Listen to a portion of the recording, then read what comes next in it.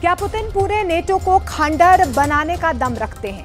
ऐसा क्या हुआ है कि पुतिन के तेवर और ज्यादा कड़े हो गए हैं? क्योंकि कुर्स्क से पोक्रोस तक रूसी सेना हावी हो चुकी है। लेकिन इसी बीच यूक्रेन ने रूस के अंदर ऐसा भीषण हमला किया है कि पुतिन बुरी तरह से बौखला गए हैं। खबर आ रही है कि यूक्रेन ने रूस को उत्तर कोरिया से मिली मिसाइलों को उड़ा दिया है और इस हमले के बाद से पुतिन ने नेटो को साफ धमकी दे दी है कि अब रूस नेटो को खंडर बना देगा।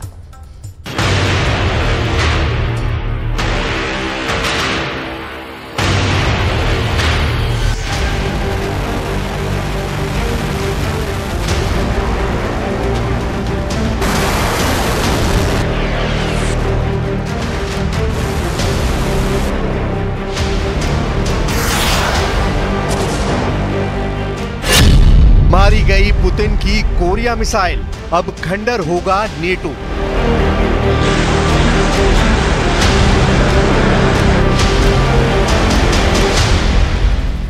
$930 दिन से ज्यादा की जंग में यह हिसाब लगा पाना मुश्किल है कि पुतिन के रूस को कितना नुकसान हो चुका है। 930 दिन से ज्यादा की जंग में यह बता पाना बेहद कठिन है कि ज़ेलेंस्की का यूक्रेन रूस से इतनी लंबी जंग कैसे लड़ पा रहा है।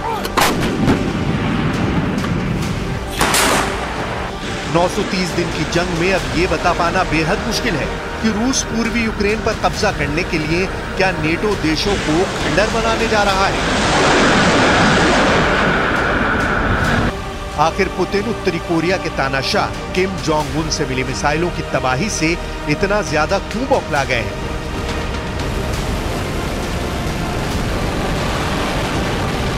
कि वो अब कई नेटो देशों को तबाह करने का ऐलान कर रहे हैं। पुतिन ने अचानक अमेरिका, फ्रांस, जर्मनी, ब्रिटेन और पोलैंड पर सीधे हमले की तैयारी क्यों शुरू कर दी है? Речь идет не о том, чтобы разрешать украинскому режиму наносить удары по России этим оружием или не разрешать. Речь идет о том, чтобы принять решение о том, что страны НАТО напрямую участвуют в военном конфликте или нет. Если это решение будет принято, это будет означать не что иное, как прямое участие. लंबी दूरी की मिसाइल से रूस पर हमले की तैयारी। इधर पिछले 72 घंटे में रूसी सेना ने कुर्स्क से लेकर पोक्रोस्क तक यूक्रेनी सेना को धूल चटा दी है। रूसी सेना का दावा है कि उसने कुर्स्क में 1000 वर्ग किलोमीटर इलाके पर कब्जा कर लिया है। ऐसे हालात में ही रूस के राष्ट्रपति व्लादिमीर पुतिन ने अमेरिका समेत नेटो देशों को बड़ी चेतावनी दी है। पुतिन ने कहा है कि अगर यूक्रेन की ओर से लंबी दूरी की मिसाइलों से रूस पर हमला होता है तो इसका मतलब होगा नेटो का युद्ध में शामिल होना। पुतिन ने कहा है कि अगर नेटो इस युद्ध में शामिल होता है तो रूस की ओर से भयंकर जवाब दिया जाएगा। हम आपको बता दें कि पुतिन को उत्तर कोरिया और ईरान से घातक मिसाइलें मिलने के बाद से ज़ेलेंस्की नेटो देशों से लंबी दूरी की मिसाइलें मांग रहे हैं। हाल ही में जब रूस को ईरान से 200 बैलिस्टिक मिसाइलों के मिलने की खबरें आईं, तो माना जाने लगा कि यूक्रेन को लंबी दूरी की मिसाइलें नेटो से मिलने जा रही हैं। इधर रूसी सेना को एक बड़ा झटका लगा है। यूक्रेन का दावा है कि उसने 48 घंटे के अंदर रूसी सेना को भारी नुकसान पहुंचाया है। रिपोर्ट्स के मुताबिक यूक्रेन सेना ने उत्तर कोरिया के हथियारों और मिसाइलों से भरे एक रूसी मिसाइल डिपो पर हमला किया है। दावा किया गया है कि गोला बारूद और मिसाइलों से भरे डिपो को यूक्रेनी सेना ने तबाह कर डाला है। यूक्रेनी सेना का यह हमला वोरोनिश क्षेत्र के सोल्तेस्को में एक गोला बारूद डिपो पर हुआ है। इस हथियार डिपो में रूस को उत्तर कोरिया से मिली मिसाइलें रखी थी जो तबाह हो चुकी हैं। यूक्रेनी सीमा से 110 मील दूर वोरोनिश में यूक्रेनी हमला हुआ है।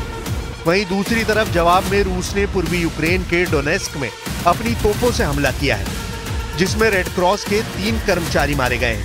इधर यूक्रेनी सेना ने दावा किया है कि उसने रूस के पिछले 24 घंटे में 1270 सैनिकों को मार डाला है, जबकि 73 तोपखानों को तबाह कर दिया है। यहां तक कि एक रूसी जेट को नष्ट करने का भी दावा किया गया है। वहीं दूसरी तरफ रूस ने कुर्स्क से लेकर पोक्रोस्क तक खूनी गदर मचा रखा है। हालात ये हो गए हैं कि जहां रूसी सेना के हमलों की वजह से कुर्स्क से यूक्रेनी सेना भागने को मजबूर हो रही है, तो वहीं दूसरी तरफ पोक्रोस्क से सिर्फ 8 किलोमीटर दूर रूस और यूक्रेन की सेना के बीच जंग चल रही है। कुर्स्क में जहां रूसी सेना ने यूक्रेनी सेना को 10 मोर्चों से भगा दिया है, तो वहीं पोक्रोस्क में यूक्रेनी सेना बुरी तरह से हार रही है। पोक्रोस्क रणनीतिक रूप से यूक्रेन के लिए बेहद अहम शहर है, लेकिन अब रूस किसी भी वक्त पोक्रोस्क पर कब्जा कर सकता है। यूक्रेन अमेरिका और पश्चिमी देशों से लगातार मांग कर रहा है कि उसे रूस के सैन्य ठिकानों पर हमला करने के लिए लंबी दूरी की मिसाइलों की जरूरत है। कुछ मीडिया रिपोर्ट्स में दावा किया गया है कि अमेरिका और ब्रिटेन मिलकर यूक्रेन को एमराम मिसाइल सिस्टम देने जा रहे हैं। इधर जब से पुतिन को पता चला है कि यूक्रेन को नेटो देश लंबी दूरी की घातक मिसाइलें देने जा रहे हैं, उसके बाद से पुतिन ने नेटो के खिलाफ ही मोर्चा खोल दिया है। पुतिन ने कहा कि यूक्रेन और पश्चिमी देश तथ्यों को घुमा फिरा कर पेश करने की कोशिश कर रहे हैं। पुतिन ने साफ कहा कि कीव शासन को रूसी क्षेत्र पर हमले करने की अनुमति दी जाती है या नहीं, बल्कि सवाल यह है कि क्या नेटो इस जंग में सीधे तौर पर शामिल होगा।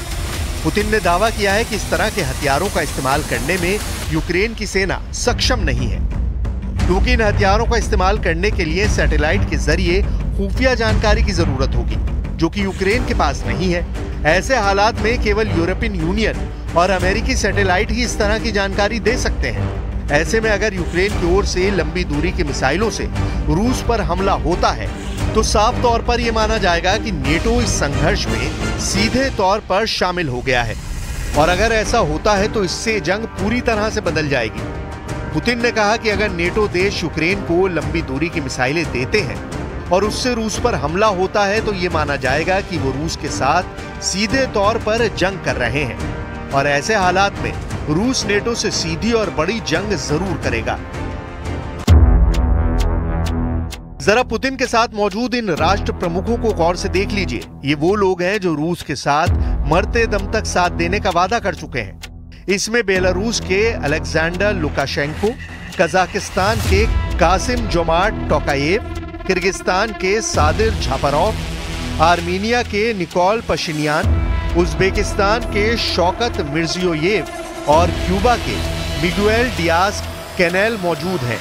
ये जंगी टीम मॉस्को में पुतिन के साथ बड़े युद्ध की तैयारी में जुटी है। 2.5 साल से ज्यादा लंबी जंग में रूस अब यूक्रेनी सेना पर बहुत भारी साबित हुआ है। यूक्रेन के डीप स्टेट टेलीग्राम चैनल की रिपोर्ट का दावा है कि रूस ने यूक्रेन की 62,000 वर्ग किलोमीटर से ज्यादा जमीन पर कब्जा कर लिया है। दावा तो यहां तक किया गया है कि रूस अब तक यूक्रेन के 5वें हिस्से पर कब्जा कर चुका है। यूक्रेन के डोनेस्क, खेरसान, लुहांस्क और जापोरिजिया इलाके रूस के कब्जे में आ चुके हैं। इधर आईएसडब्ल्यू का अनुमान बेहद चौंकाने वाला है।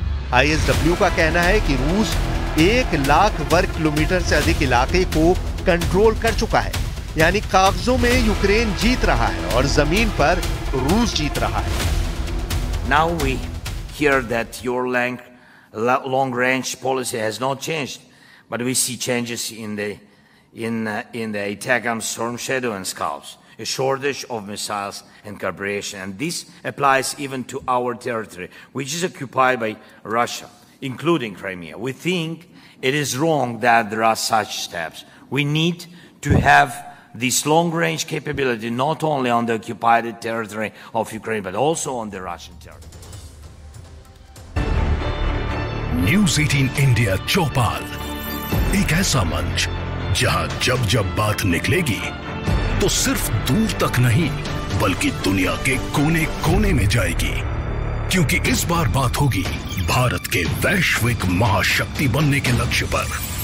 सरकार, समाज, सेलिब्रिटी और स्पोर्ट्स स्टार्स के साथ न्यूज़ 18 इंडिया चौपाल देखिए सिर्फ न्यूज़ 18 इंडिया पर।